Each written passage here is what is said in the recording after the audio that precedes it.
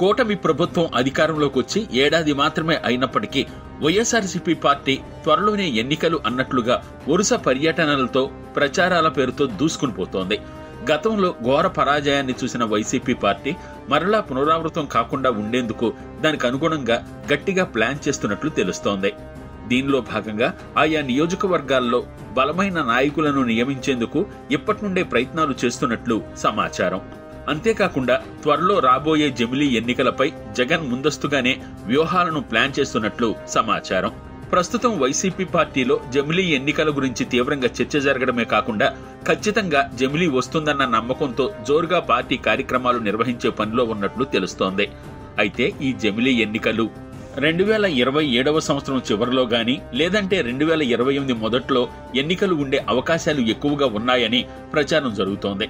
తాజాగా YCP party అధినేతతో పాటు కీలక నేత పెద్దిరెడ్డి కూడా జమిలీ ఎన్నికల గురించి పార్టీ సమావేశాల్లో సంకేతాలను ఇస్తూ వైసీపీ శ్రేణులు దానికి సిద్ధంగా ఉండాలని తెలియజేసినట్లు సమాచారం. ఈ నేపథ్యంలో పార్టీ కార్యక్రమాలను మరింత వేగవంతం చేయడం కోసం ప్రయత్నాలు చేస్తున్నారట. దానికి అనుగుణంగా జగన్మోహన్ రెడ్డి పార్టీ నాయకులకు దిశానిర్దేశాలను గురించి వెల్లడిస్తున్నారు. అలాగే పార్టీ నాయకులతో జగన్మోహన్ రెడ్డి వారానికి ఒక పర్యటన సమావేశం ఉండేలా ప్లాన్ చేస్తున్నట్లు తెలుస్తోంది.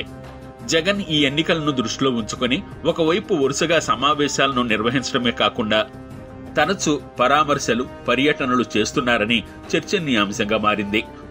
అంతేకాకుండా ప్రభుత్వం జగన్ పర్యటనలకు ఎన్ని ఆంక్షలు పెట్టినా, కేసులు నమోదు చేస్తున్నా ఏమాత్రం లెక్క చేయకుండా ప్రచారాలకు వెళుతున్నారని పలువురు అభిప్రాయపడుతున్నారు.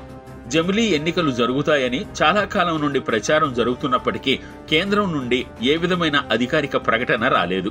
కానీ పెద్దిరెడ్డి లాంటి సీనియర్ నాయకులు జమిలీ గురించి మాట్లాడడంతో ప్రస్తుతం ఇది చర్చనీయాంశంగా మారింది.